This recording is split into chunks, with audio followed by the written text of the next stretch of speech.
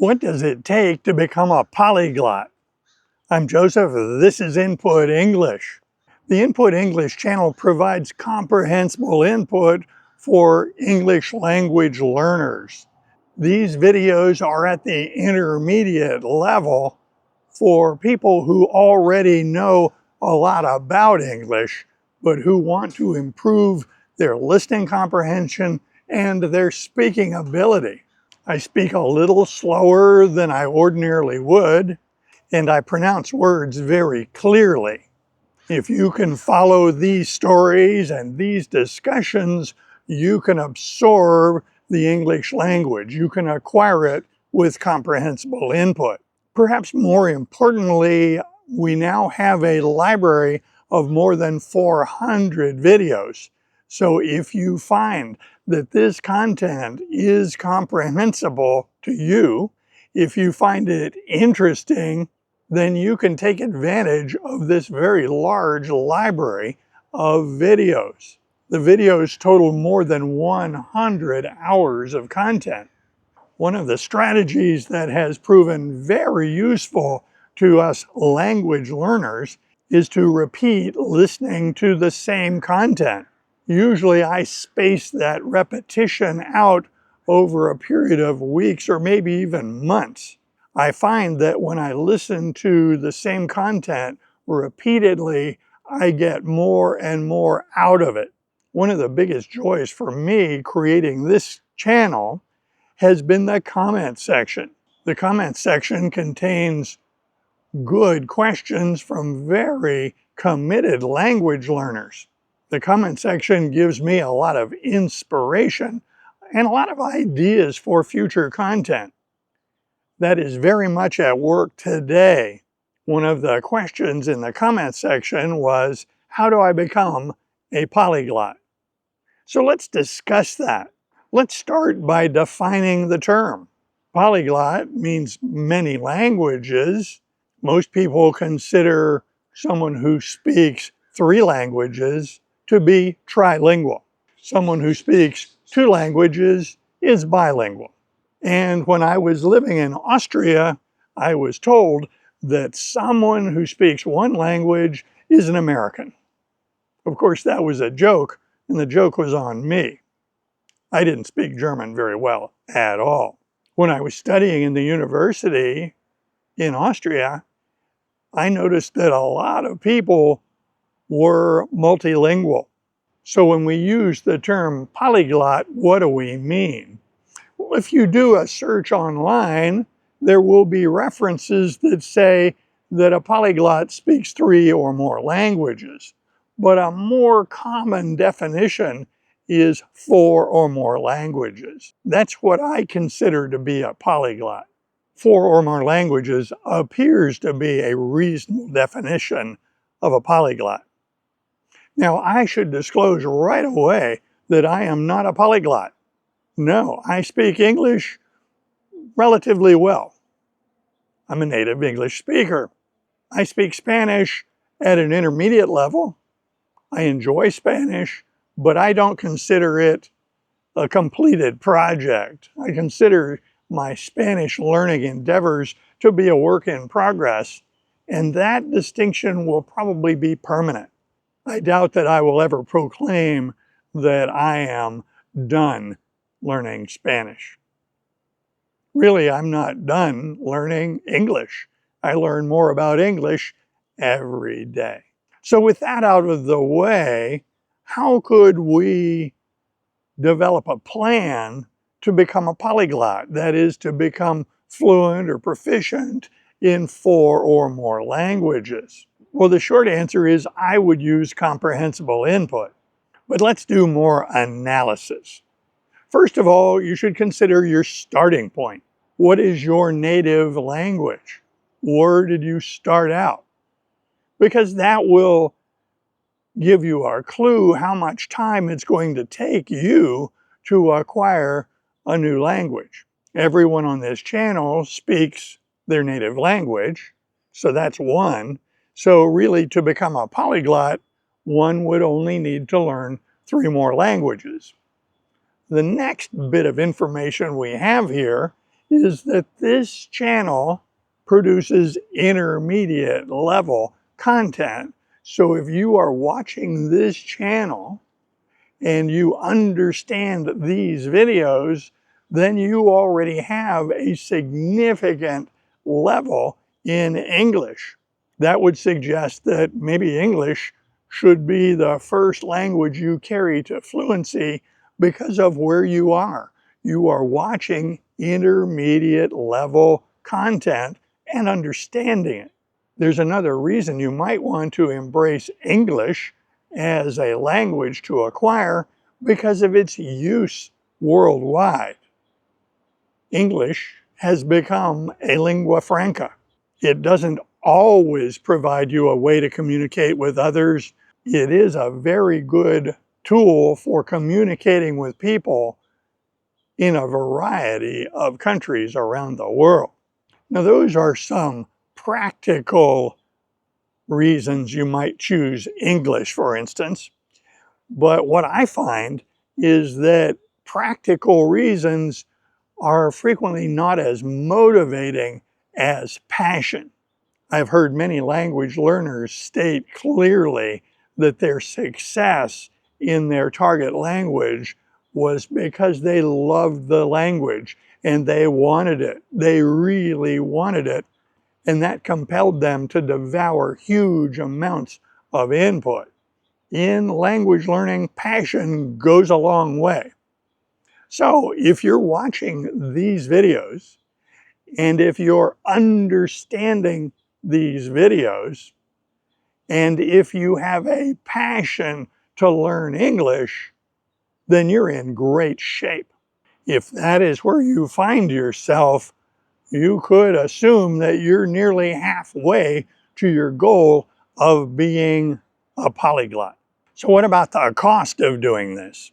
In the 21st century, language learning usually is best accounted in terms of opportunity cost rather than financial cost.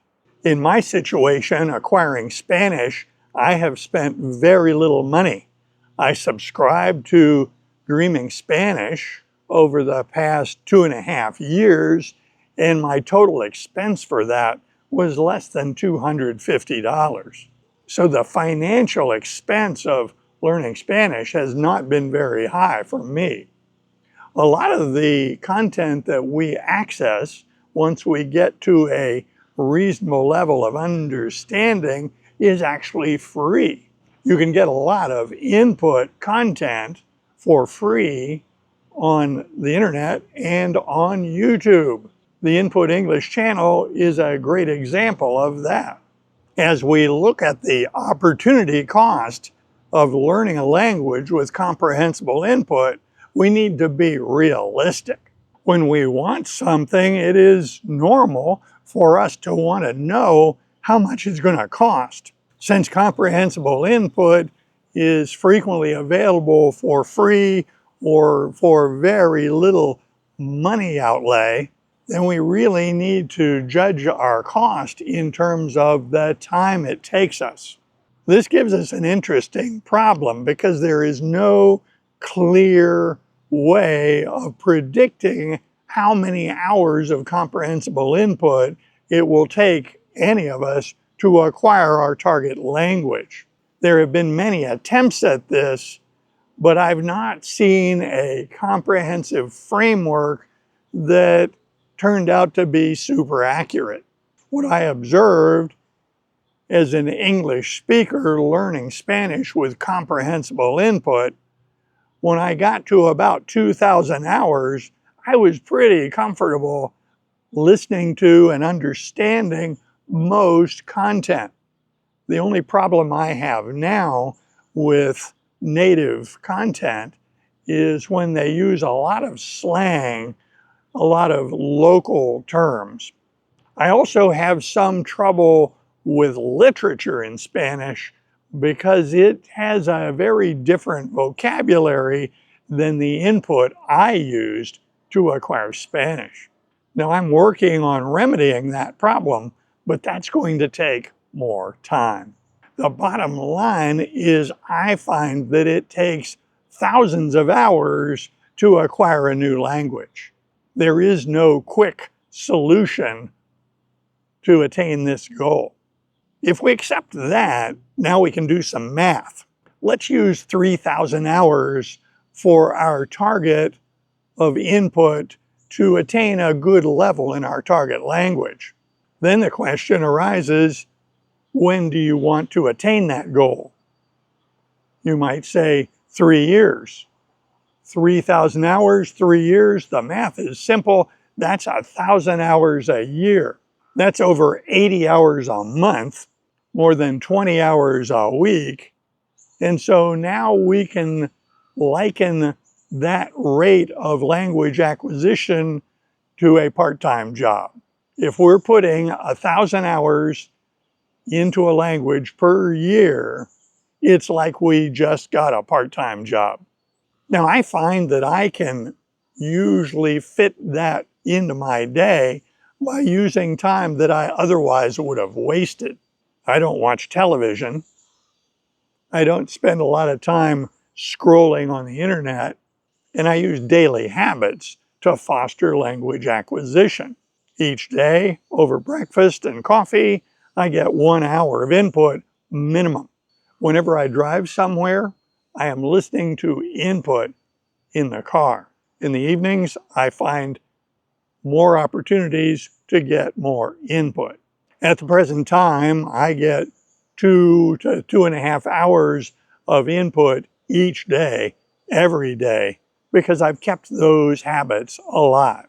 There's been a lot of discussion online as to whether it is a good idea to study more than one language at a time. I view that as a personal choice. We only have so much time each day, each week, each month.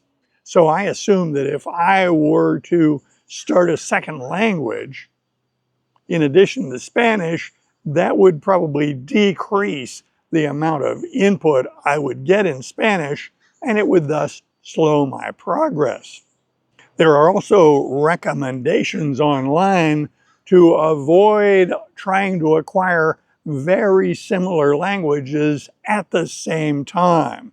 That makes sense because it would allow one to mix the languages up in one's mind while you're learning them and wind up with a rather confusing mental image of both languages.